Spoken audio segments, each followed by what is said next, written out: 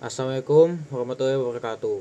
Sebelum itu, perkenalkan, nama saya Karim Muhammad Syafi'i dari kelas 10 RA dengan nomor absen 19. Jadi pada kesempatan kali ini, saya akan menjelaskan analisis soal informatika tentang data, privasi, dan simulasi.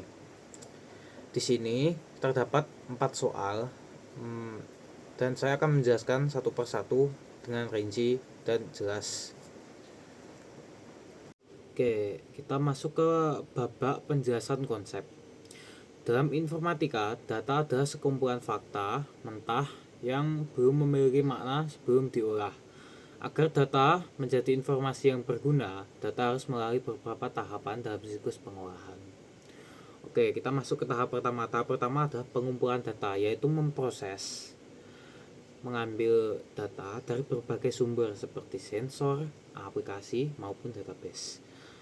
Oke, kita masuk ke tahap kedua, yaitu pengolahan data, yaitu membersihkan, mengelompokkan, dan menghitung data agar lebih terstruktur. Misalnya, data transaksi harian diringkas menjadi total penjualan per bulan. Ini sangat berguna untuk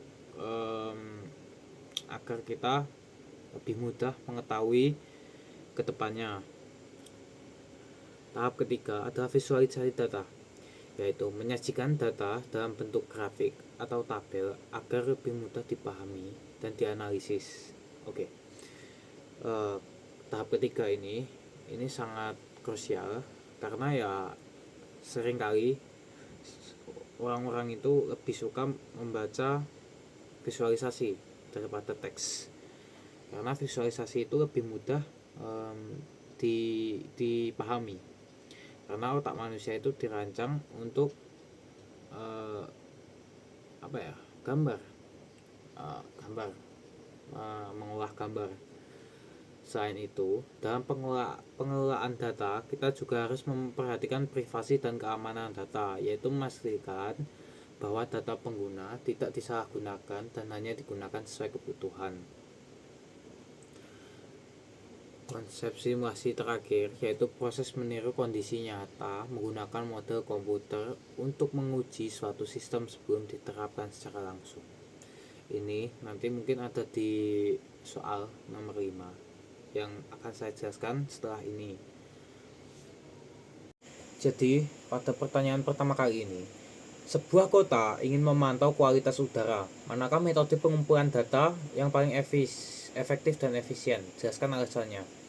Oke, jawaban dari saya, kita menggunakan metode yang paling efektif adalah menggunakan sensor otomatis berbasis LOT yang dipasang di beberapa titik kota. Sensor ini dapat mengirimkan data secara real time dan lebih akurat dibanding pencatatan manual.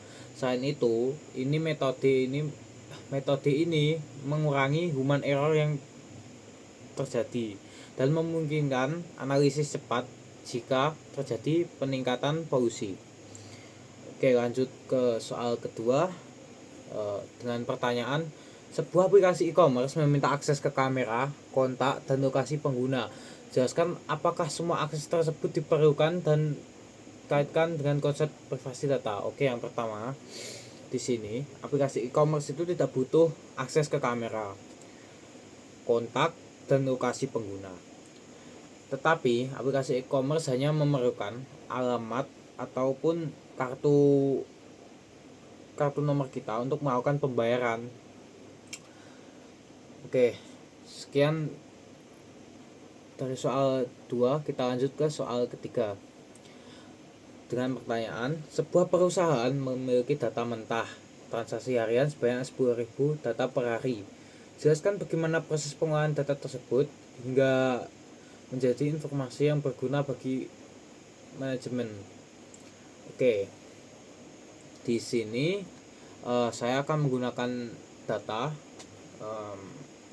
ini. Oke, yang pertama adalah pengumpulan data. Kita mengambil semua data transaksi harian dari sistem kasir ataupun database. Lalu kita membersihkan data duplikat yang ada di database kita. Ketiga, agregasasi data. mengelompokkan data berdasarkan kategori tertentu, misalnya total penjualan per hari, per minggu, ataupun per bulan. Jadi dikelompokkan masing-masing. Yang keempat, visualisasi data. Nah, seperti tabel ini, saya sudah memvisualisasikan data agar mudah dilihat dan dipahami. Kelima, kita membuat analisis, menarik kesimpulan, misalnya mengetahui bulan dengan penjualan tertinggi atau produk paling laku. Jadi kita dapat mengetahui apa yang diinginkan pembeli. Kita lanjut ke soal keempat.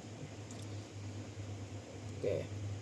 Dengan pertanyaan, data menunjukkan bahwa setelah menambahkan fitur game quiz, jumlah unduhan aplikasi meningkat 40%, sedangkan saat menambahkan materi teks panjang, unduhan turun 10%.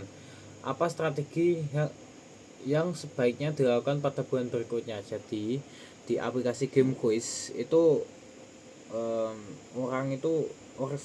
orang-orang tidak ingin membaca teks panjang, mereka hanya ingin mainkan fitur interaktifnya. Jadi saran saya pada beberapa bulan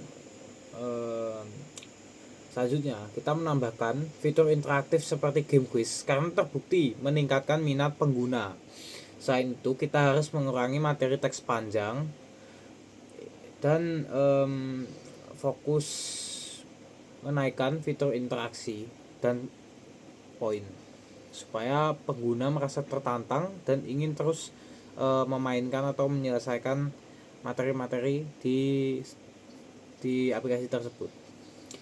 Oke, selesai. Kita masuk soal 5. Pertanyaannya, mengapa simulasi penting dalam pengembangan sistem, misalnya sistem pengaturan lampu lalu lintas otomatis? Oke, jawabannya adalah simulasi penting karena memungkinkan pengujian sistem tanpa resiko langsung di dunia nyata. Dalam kasus lalu lintas, data kemacetan sebelumnya dapat digunakan untuk membuat model simulasi. Dengan simulasi, pengembang bisa menguji berbagai skenario lalu lintas sebelum benar-benar diterapkan ke dunia nyata, sehingga mengurangi resiko kerusakan dan meningkatkan efisiensi sistem. Jadi semua itu ada 5 soal, dan 5 soal sudah saya jawab semuanya dan saya jelaskan. Oke, kita akan masuk ke babak closing. Oke, terima kasih telah mendengarkan penjelasan saya kurang lebih 8-9 menit.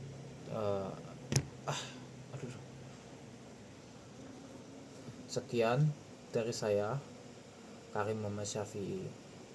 Saya izin pamit. Wassalamualaikum warahmatullahi wabarakatuh.